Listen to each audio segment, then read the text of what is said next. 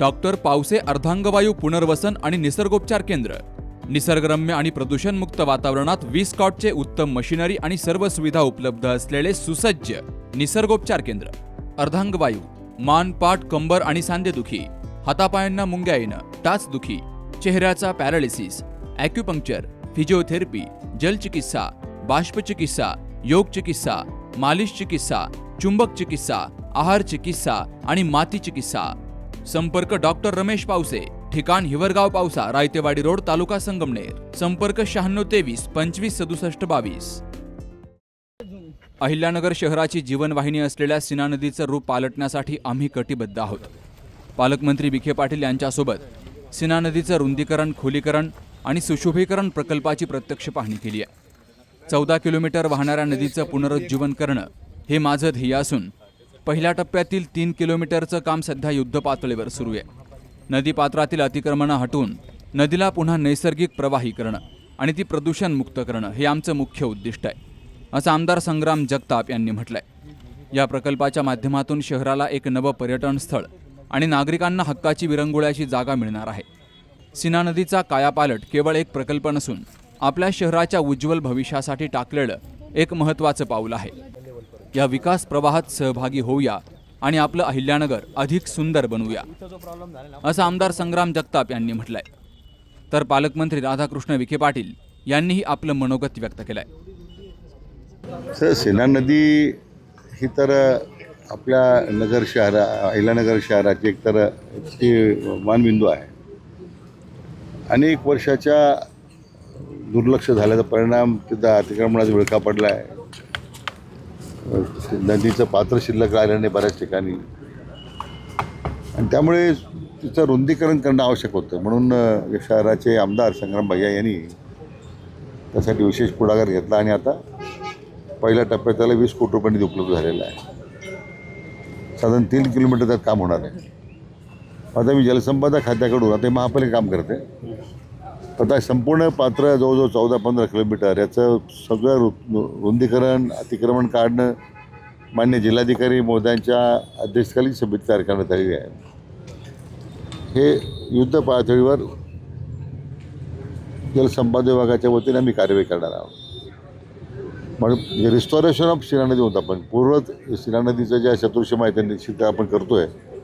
मग आम्ही जे भारतीय जनता पक्ष, राष्ट्रवादी युतीमुळे आम्ही जे महापालिकेत लोकांना आश्वासन दिलं की या महापालिकेत या नदीचं सौंदर्यीकरण करणं, याचं मग आवश्यक त्या ठिकाणी एक चांगलं पब्लिक स्पेसेस तयार करणं, हे कामाला आता मी सुरुवात केलेली आहे.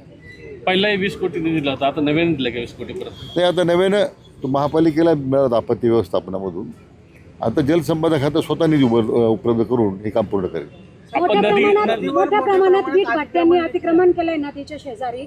या वीट भट्ट्यांवर काही कारवाई होणार नाही? म्हणजे असं आहे की जे अतिक्रमणामध्ये जे कोणी येतील ते सगळं अतिक्रमण आम्ही काढणार आहोत. आपण नदी साफ करतात, परंतु नगरामधल्या शहरातल्या जे घोडे नाले जे आहेत त्याच्यावर मोठं अतिक्रमण एकत्र दिसतंय. तिथे कसं बघता? कारण बऱ्याच नागरिकांचा त्रास होतो, घरामध्ये पाणी घुसतं, पावसाळा येतोय. नाही, याच्यावर माननीय मुख्यमंत्री एक माझी चर्चा झाली पूर्वी का मी ज्यावेळी की काही कल्याण शहराच्या, ठाण्याच्या संदर्भात काहीला संभाजीनगरची मी चर्चा करत होतो. शहराचं सगळं घाणी साम्राज्य हे केवळ त्या नाले जे अतिक्रमण झालेले आहे, प्रवाह नाल्यांचे प्रवाह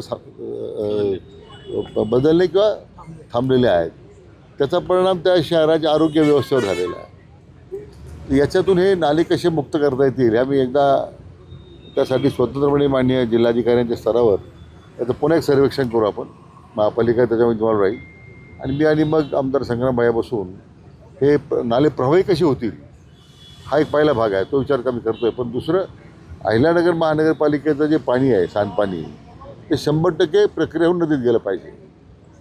नाही तर आम्ही आता किती कारवाई केली पुन्हा तेच दूषित पण नदीत गेलं तर ते होणार नाही.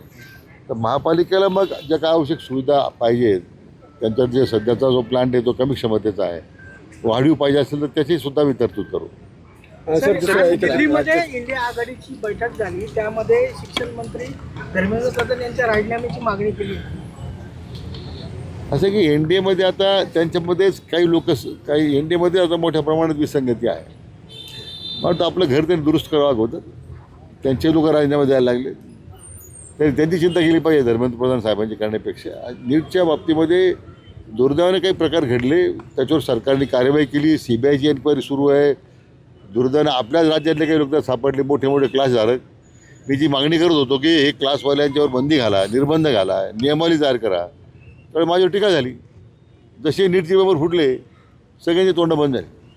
असे की गरीब माणसाचं जे काही तिथं शोषण होतं कोचिंग क्लासच्या फीच्या माध्यमातून, आणि मग 100% यशाची खात्री, मग ते मोठे मोठे फ्लेक्स बोर्ड छापून आणायचे, वर्तमानपत्रामध्ये जाहिरात छापून आणायच्या. आज हे सगळ्यांचं आता पितळ उघडं पडलेलं आहे. धर्मेंद्र प्रधान थोडं सांगितलं की महाराष्ट्रात जाऊन तुम्ही लातूरला क्लासेस सुरू करा, संभाजीनगर क्लासेस सुरू करा. एक केंद्राची व्यवस्था होती त्यांनी अतिशय व्यवस्थितपणे राबवलेली आहे. त्याच्यामध्ये ज्यांनी भ्रष्टाचार केलेला आहे, मला वाटतं त्याच्यावर आता CBI कारवाई करतेच. कुठेतरी या सर्व ह्याला गव्हर्नमेंटचा देखील धाक किंवा हे असणं गरजेचं आहे. नाही, म्हणून कोचिंग क्लाससाठी नियमावली करणं गरजेचंच आहे. आता फार डोळझाक करून चालणार नाही. कोचिंग क्लासच्या मुसक्या बांधावं लागतील आणि त्यांना वटीवर आणावं लागेल. रोहित पवार 12 तारखेला पंढरपूरमध्ये आंदोलन करतायत, शेतकऱ्यांचे प्रश्न घेऊन रोहित पवार उपोषण करतायत. पूर्णपणे कर्जमाफी करायच्यासाठी अन्न त्याग उपोषण सुरू करतात. एवढं रोहित पवारचं काम मनावर घेतात मला कळत नाही. मला वाटतं फार आता त्यांच्या आता स्वतःचे कास्तित्व दाखवून देण्याची त्यांची मला वाटतं ही लढाई आहे. याच्या पलीकडे शेतकऱ्यांचं काय झालं पडलेलं आहे. मला वाटतं त्याच्या संदर्भामध्ये आता माननीय मुख्यमंत्री महोदयांनी एवढा धाडसी निर्णय केला. 35,000 कोटी रुपयाची कर्जमाफी केलेली आहे. आणि आज सगळ्या त्यामध्ये पात्र लाभार्थ्यांना, पात्र जे लोक आहेत कर्जदार त्यांना, किंवा जे नियमितपणे कर्ज भरणारे लोक आहेत त्यांनासाठी सगळ्याच बाबतीमध्ये कार्यवाही केलेली आहे. आता जशा अंमलबजावणीमध्ये काही त्रुटी समोर येतील त्याच्यावर सरकार विचार करेल ना. पण हे आंदोलन करून कुणी आंदोलन न करता ही कर्जमाफी दिलेली आहे. कारण हे महायुती सरकारचं निवडणुकी जाहीरनाम्यामध्ये दिलेलं वचन होतं, ते माननीय मुख्यमंत्र्यांनी पूर्ण केलेलं आहे. कुठेतरी राज ठाकरे इंडिया आघाडीमध्ये जाणार असल्याची चर्चा आहे. उद्धव ठाकरे प्रस्ताव सादर. मला वाटतं फार ते त्या लेवलवर आपण फारचे करून सध्या सीना नदी साफ करून घ्या आपण, मग आपण काय करू. या पाहणी दौऱ्यावेळी जिल्हाधिकारी डॉक्टर पंकज आशिया, महापौर ज्योती गाडे, उपमहापौर धनंजय जाधव, अतिरिक्त आयुक्त नागेंद्र मुक्तेकर तसेच नगरसेवक, पदाधिकारी आणि अधिकारी यांची हजेरी होती. Shubham Pacharne, C news Marathi, Ahilyanagar. दादा, अरे 7 दिवसावर आले लग्न, सगळी तयारी झाली, पण फर्निचरचं काय? गृहवस्तू भांडार 10 ठिकाणी फिरण्यापेक्षा आपल्याला हव्या असलेल्या वस्तूंच्या हजारो व्हरायटीज एकाच ठिकाणी पाहायला मिळतात फक्त गृहवस्तू भांडार मध्ये.